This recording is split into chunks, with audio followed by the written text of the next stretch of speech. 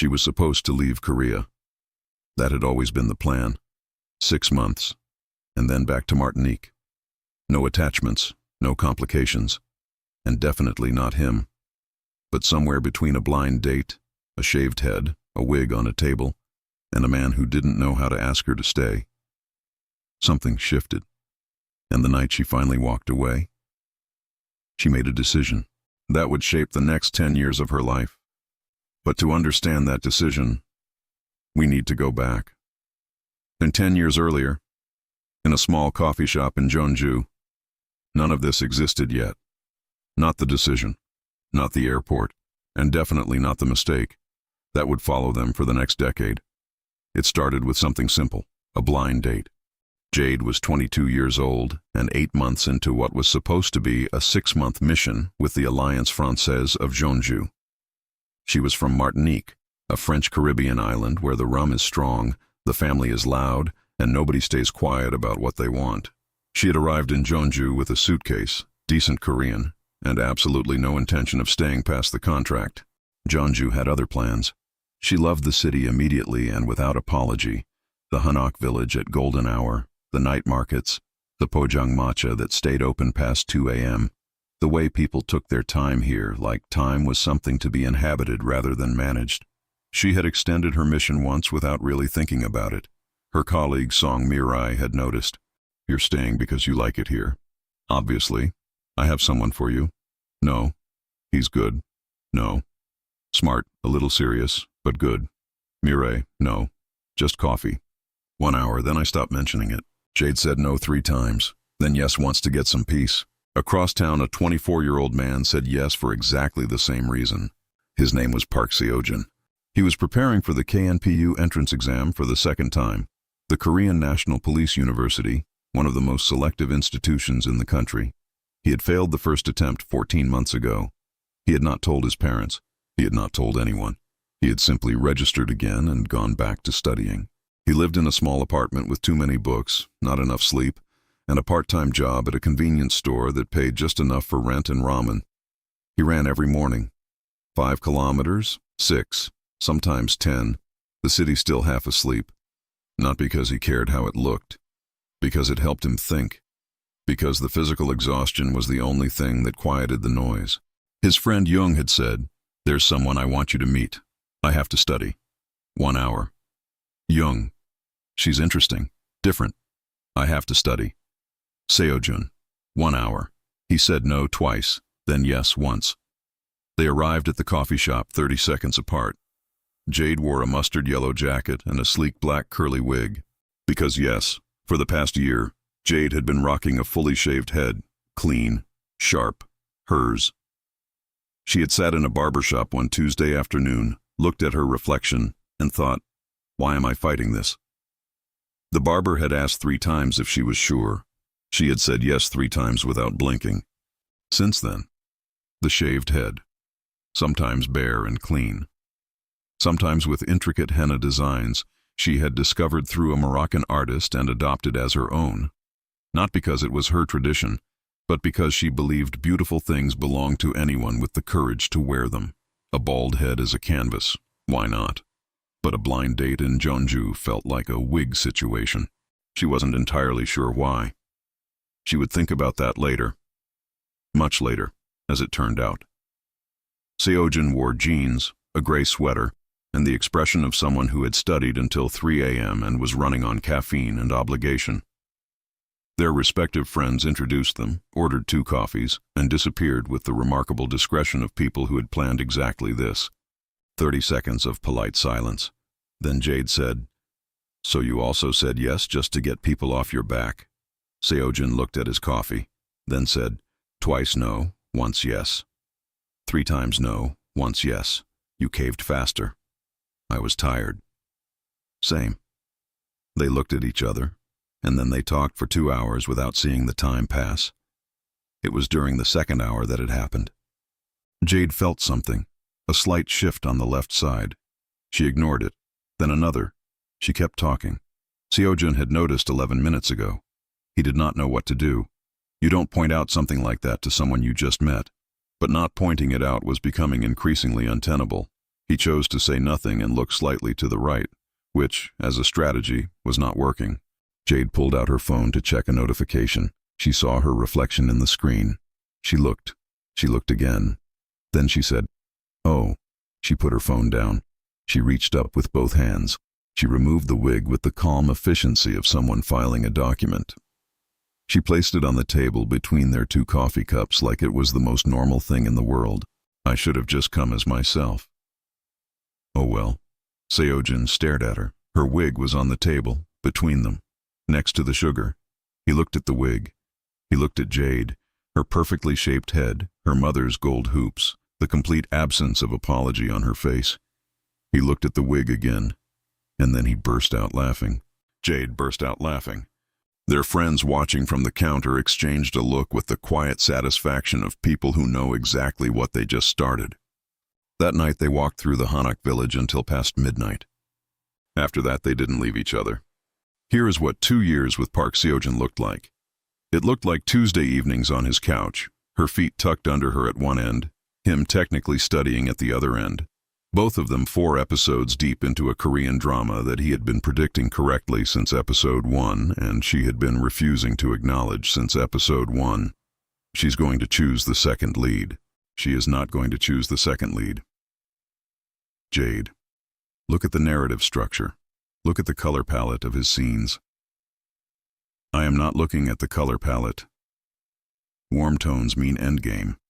His scenes are all warm. The main lead scenes are blue. That is the most pretentious thing you have ever said, and you once spent 20 minutes explaining the thematic significance of ramen in post-IMF Korean cinema. That was a valid observation. Seojun. She's going to choose the second lead. She threw a pillow at him. He caught it without looking up from his textbook. She found this unreasonably infuriating. 3 episodes later on screen, the heroine turned to the second lead in the rain and said the words. Seojun said nothing. He did not have to. His face, which he maintained was always neutral, was doing several things simultaneously. Not a word, Jade said. I didn't say anything. Your face is saying things. My face is neutral. Your face has never been neutral in your entire life, Park Seojun. He turned a page. The corner of his mouth did a very small thing. She threw the other pillow. He caught that one too. How are you doing that without looking? Peripheral vision. That is not what peripheral vision is for. It has many applications. She pulled her knees up and absolutely did not smile. He absolutely saw her not smiling. Neither of them mentioned it. It looked like Saturday mornings on the trails outside the city. Seojun ran. 5 kilometers, 6, sometimes 10, the mountain still half asleep and the air tasting like pine and cold water. He ran the way he did everything. Quietly, consistently, without announcing it. Jade walked, with intention.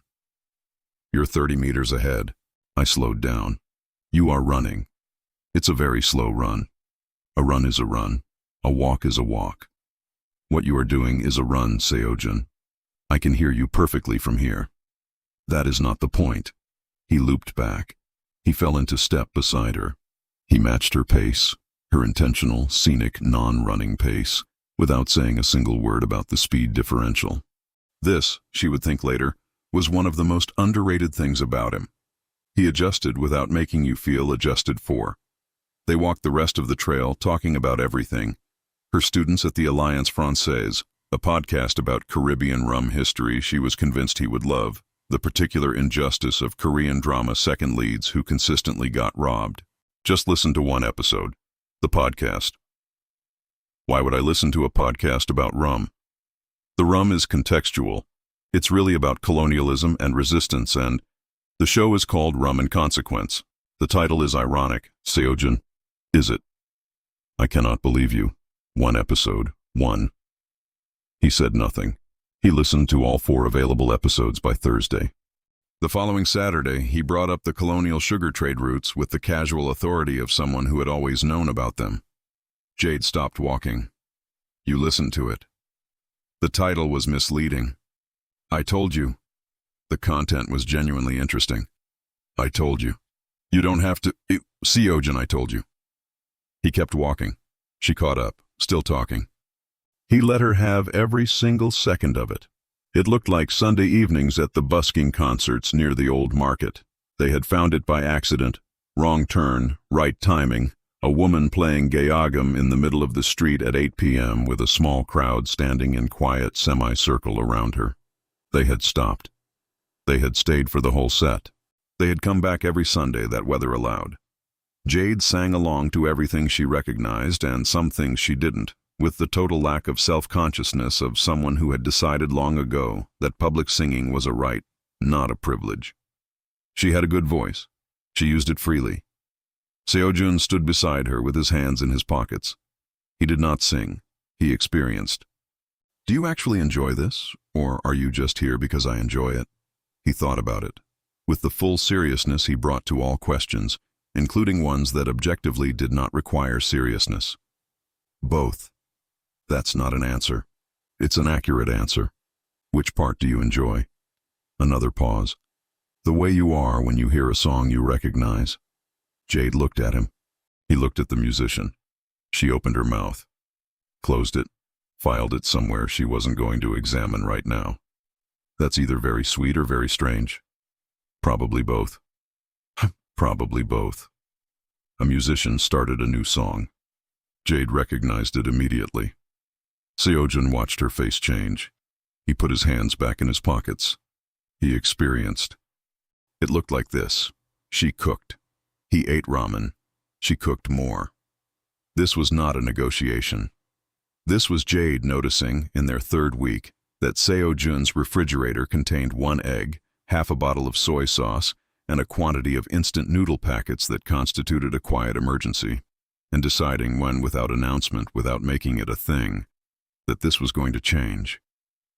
She had grown up in Martinique with her grandmother's hands guiding hers and her mother's voice in her ear. More pepper, more time, don't rush the sofrito. Food is how you tell someone they matter without having to find the words. Her mother had been gone for 6 years. She still cooked like she was listening. The first time she left a container in his fridge, she said it was leftovers. There were no leftovers. She had made the entire pot. He knew this. He ate it over 3 days. He didn't say thank you directly because thank you felt insufficient, and everything else felt like too much, and he was 24, and didn't yet have the vocabulary for what he wanted to say. So he said nothing, and the following week there was more. Rice and beans that took 2 hours and smelled like a Sunday in Martinique she had described to him once. Court bouillon wrapped carefully with bilingual reheating instructions, French on top, Korean below, a small drawing of a flame indicating medium heat. Once, inexplicably, an entire batch of coconut sugar cookies distributed between his fridge, her colleagues, and her downstairs neighbor, Mrs. Kim. "Mrs. Kim didn't ask for cookies," Seojun said. "Mrs. Kim is 74 and lives alone, and her son calls twice a month." "That's not what She asked me what was in them. I told her. She said her late husband used to bring her sweets on Fridays. I gave her the rest of the batch." Seojun looked at her. "You gave her the whole batch. I kept 6. Jade. "What?" "Nothing." He ate his 6 cookies. He did not say what he was thinking, some things he hadn't learned to say yet. And then there were the Post-its. Jade believed in the quiet kind of encouragement, not the loud kind, the kind that required a performance of being encouraged, that created work for the recipient. True encouragement asked nothing in return. One afternoon she was at his desk while he was on shift. She looked around at the apartment, the textbooks organized by subject, the color-coded notes, the physical evidence of someone fighting very hard for something that kept not happening. The third failed attempt had been 2 weeks ago. He hadn't said anything. She hadn't pushed. But she felt the weight of the room. She reached for his post-it pad. She wrote something in English, their language. Then added a line in Korean because some things landed better that way. She folded it. She tucked it between pages 312 and 313 of his criminal procedure textbook, the section with the most worn edges. She left without mentioning it. He found it 3 days later at 1:17 a.m. He had been staring at the same paragraph for 40 minutes. The words had stopped meaning anything. He turned the page. The note fell out. He unfolded it. It said, "You've read this page at least 12 times. You know it. Your brain is just tired. Sleep. Try again tomorrow." Hal suiso. Vraiment. Below the text, a very small drawing of a rabbit wearing a graduation cap. He sat very still. Then he put the note in the front cover of the textbook. Then he kept going for another hour. The next one appeared under his running shoe. Left shoe, Tuesday morning, 5:43 a.m. It said, run fast. Come back. I left coffee, the good kind.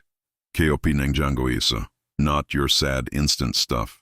There was a drawing of a very small Jade giving a thumbs up. He stood in his doorway for 30 seconds. Then he ran. Then he came back. The coffee was there. After that she hid them in increasingly unreasonable places. Between his ramen packets, you eat too much of this. I'm making proper food Thursday. Don't make plans. Ramyeon jumanheo. Mokyoili 진짜 음식 있어. Cancel your plans. Inside the specific mug he always used for his pre-study coffee, discovered at 5 a.m. Good morning. Yes, it's early. Yes, you have to study. Yes, you can do this. Also, your plant is dying. Muljuo. He didn't have a plant. There was a small succulent on his windowsill the next day. She had left it without mentioning it. He watered it. It survived. Behind the mirror in his bathroom, discovered on a Thursday before a difficult shift. I see you working. I see how hard you're trying. Daboyo, Park Seojun. You're not as unreadable as you think. J. He read that one 3 times. He put it with the others. In the front cover of the criminal procedure textbook, then in a small envelope in his desk drawer when the textbook ran out of space. He kept every single one. He never told her. She never asked. But once, months later, she was looking for a pen in his desk, and she saw the envelope. Thick.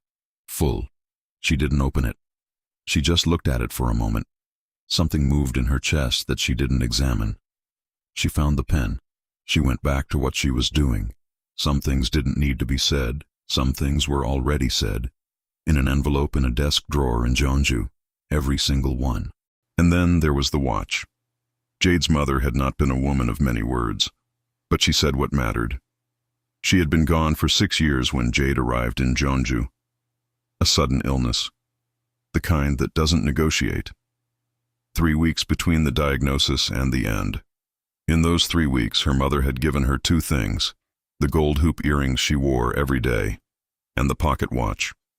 An antique, her grandfather's, the kind that belonged to another century, heavy, ornate, the kind of object that accumulates meaning over generations.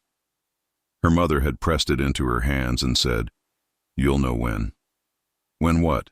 Jade had asked. Her mother had smiled.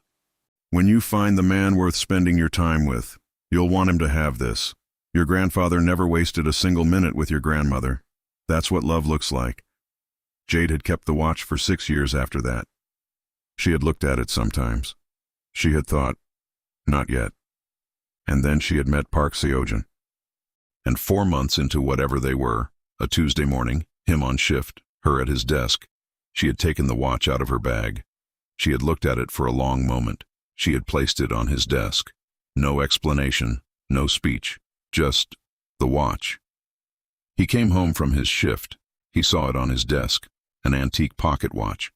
Heavy, ornate, the kind that belonged to another century. It was beautiful. It was also, he thought, expensive, or at least old, and old things had value. He thought about the coffees she paid for, the food that appeared in his fridge, the cookies for Mrs. Kim, and now this. Something tightened in his chest. Not gratitude, something closer to shame. He put the watch in a box. The box went on the shelf. He didn't think about it again, not consciously, not for a long time. He kept every post-it. He never told her. She never asked. But once, months later, she was looking for a pen in his desk and she saw the envelope. Thick. Full. She didn't open it. She looked at it for a moment. Then she looked at the shelf. The box. Where the watch was. Something moved in her chest. She didn't examine it. She found the pen. She went back to what she was doing. Some things didn't need to be said. Some things were already said, in ways he hadn't learned to receive yet. And underneath all of this, The drama debates and the trail walks and the Sunday busking and the food and the post-its and the watch in a box on a shelf. Something else was happening. Something quieter. Something neither of them was saying. Seojun was preparing for the KNPU exam. 4th attempt. He woke at 5 a.m. He ran. He worked his shift. He came home. He studied until his eyes gave out. He slept. He repeated. He did not talk about the previous failures. Not to his parents, not to his friends, not to Jade. In his family, in his culture, you handled your failures alone. You showed people your results, not your process. You did not ask someone to love you through your worst moments. You resolved the worst moments first. Then you showed up. Jade saw a man who worked harder than anyone she had ever met and carried something heavy and wouldn't let her carry any of it. She read it as, he doesn't fully trust me. It was not that. It was, I don't trust myself yet, and I can't ask you to bet on someone who doesn't trust himself. But he didn't know how to say that, and she didn't know to ask for it. There was also the money. Jade worked full-time, Seojun part-time. She paid for things without thinking. Morning coffee, the occasional dinner out. Small things that disappeared in a relationship without anyone counting. She didn't count, he counted. Not resentfully, but internally, in the private ledger of a man who had absorbed, without anyone telling him. That provision was part of what love looked like from where he stood. Every coffee she paid for. Every dinner. Each one a small note added to a ledger she didn't know existed. She wasn't keeping score. He was keeping it for both of them, and it was doing something to him quietly. And then there was the family situation. 6 months in, Jade had organized a video call with her brothers from Martinique. Liam came on screen first, older still, the kind of presence that fills a frame without moving much. He looked at Seojun for a full 5 seconds before saying anything. So you're the one. Liam, Jade said. I'm just saying. Theo appeared behind him already mid-sentence about something unrelated, pivoted immediately into 7 questions about Korean food, Korean drama, and whether Seojun had seen the specific episode that had destroyed Theo emotionally in 2019. Seojun had not seen it. Theo spent 11 minutes describing it in detail. Seojun listened with the focused attention he brought to everything. Liam watched Seojun listen. At the end of the call, Liam said, "It was good to meet you," in a tone that meant something more than the words. Seojun went home that night with something warm in his chest. 2 weeks later, he still had not introduced Jade to his mother. Not because he was ashamed of her, never that. Because introducing someone to your mother in Korea says, I am ready. I can provide. I am the man. He was failing his exams. He was working part-time. He couldn't say those words. Not yet. One night in November, late, the drama paused, the last cookie between them on the couch. He asked, "If you met my mother." Jade looked at him. He kept looking at the ceiling. Hypothetically, what would you say to her? Jade thought about it. Not long. Merci, thank you. For what? For Korea.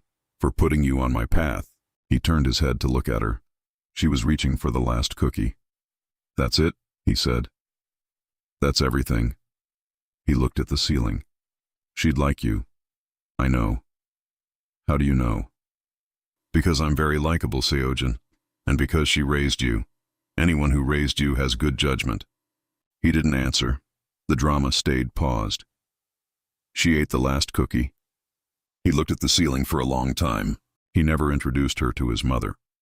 He never stopped thinking about that answer. Jade didn't push. At first. Then one evening she asked, "Does your mother know my name?" Yes. Has she seen a photo of me? 1 second of silence. Yes. But you've never introduced us. It's not the right time yet. Jade looked at him. Seojun, when is the right time? He looked at his hands. She looked at him. Something shifted in her eyes that night. It didn't shift back. It happened on a Sunday in March.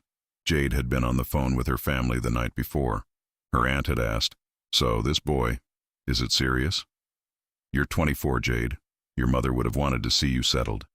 The next morning she watched Seojun make coffee in his small kitchen, his back to her.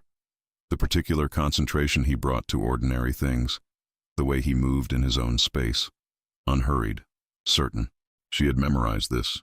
She had memorized all of it, and she was so tired of waiting to know if it meant anything beyond this room. Seojun. He turned. One look at her face and he put the cups down. What's wrong? I need to know where we stand. What do you mean? You know what I mean. He looked at his hands. I'm taking the exam in June. If I pass... If you pass what? If I pass, then I'll have something to offer on. I'm not asking you for something to offer. I'm asking you where I stand. You stand here. With me. Isn't that enough? Is it enough for you to introduce me to your mother? Is it enough for you to talk about the future like it exists? Is it enough for you to say out loud what this is? Silence. Jade, I love you. I know. Then trust me. Just a little longer. I've been trusting you for 2 years, Seojun. I know. Do you? Because from where I'm standing, it looks like I'm the only one building something here. That's not fair, isn't it? He looked at her. She looked back. Two people who loved each other, completely unable to cross the distance between them. Jade looked away first. She looked at the window, at the Jeonju morning outside, at nothing in particular. 5 seconds. Je peux plus, she said quietly. I can't do this anymore. He didn't move. Jade. She stood up. Her eyes were bright. She didn't say anything else. She walked to the door. Jade. Her name in his mouth. She kept moving. She found her shoes. She sat on the small step by the door and put them on. The particular mechanical focus of someone doing something ordinary to get through something impossible. He crossed the room. She stood. She reached for her coat. His hand closed gently around her wrist. Not hard, not demanding, just, don't go yet. She stopped. He stepped in front of her. His hands came up slowly, one on each side of her face, palms flat against the door behind her. Not trapping her. Just, here. I'm here. Look at me. She looked at him. Is this what I think it is? He said. His voice was very low. A tear ran down her face. She didn't wipe it. I love you like I've never loved anyone, she said. Her voice was steady in the way voices are when someone has decided something and the deciding has cost everything. And you're not ready to give me what I need, so I'm choosing myself. He looked at her. Something in his face broke open. Jade. Let me go, Seojun. He didn't move for 1 second. 2. Then his hands came down. He stepped back. She opened the door. She walked out. He stood in the doorway. He didn't call after her. He didn't run. He stood there and he let her go. Which was, he would understand much later, the worst mistake of his life. Not because she left. Because he didn't stop her. Not with words. Not with the truth. Just with silence. And a door left open. In his kitchen, 2 cups of coffee went cold on the counter. In his desk drawer, an envelope of Post-its sat in the dark. On a shelf, a box, with a watch inside, that he had never opened, every single one. He passed the KNPU exam 3 months later, 4th attempt, June. Just like he said, he passed alone. She made it to Gate 47. Incheon International Airport, 6:15 a.m. Flight to Paris. Carry-on regulation size. Checked bag slightly over the limit. She had paid the fee without arguing because she was not in the mood. She sat. She looked at her boarding pass. She looked at the gate. She looked at the gray Incheon morning through the terminal windows. And she thought, okay. She thought about Martinique, Liam, Theo and his 7 jokes per conversation, her grandmother's kitchen, the sea in the morning that was different from the sea here. She thought about going home. And then she thought about tteokbokki at 2 a.m. from the Pojangmacha near her apartment, the vendor who always added extra fish cakes without being asked, the karaoke room on Fridays where she had once sung a full shiny song in Korean with the energy of someone who had prepared for this moment her entire life and the accuracy of someone who absolutely had not. The trails on Saturday mornings, the Sunday busking, The Hanok village at golden hour. Mrs. Kim and her cookies. She thought about an idea she had been carrying for 8 months. A gap in the market. French speakers who wanted Korea and didn't know how to find it. She thought, why am I leaving? And the answer was, Park Seojun. And the answer after that was, wait. Why am I letting Park Seojun take Korea from me? She had no job lined up, no plan, no contract waiting, just the decision. She picked up her carry-on. She walked back up the jetway. She went to the rebooking desk. I need to cancel my flight.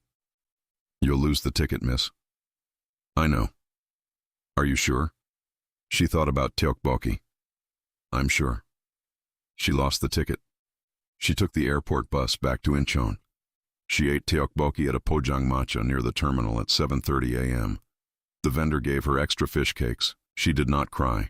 She made a list on her phone, titled, Reasons This Country Is Mine Too. 11 items. Park Seojun was not on it. That felt important. She didn't know yet what she was going to do. She just knew she was staying. The rest, the agency, the office, the 5 employees, the Paris contracts, Han's sorry and her sorry ringtone, all of that came later. First there was just Gate 47, and the decision, and the tteokbokki. She stayed, not for him, not for love, just for herself. And for a while, that was enough. Until the day, she walked into a police station in Incheon and came face to face with the one person she was never supposed to see again. And this time, he didn't let her walk away. No safe endings, just real ones. If this story stayed with you, tell me, would you choose him? He came back, 10 years later. But this time, he might already be too late.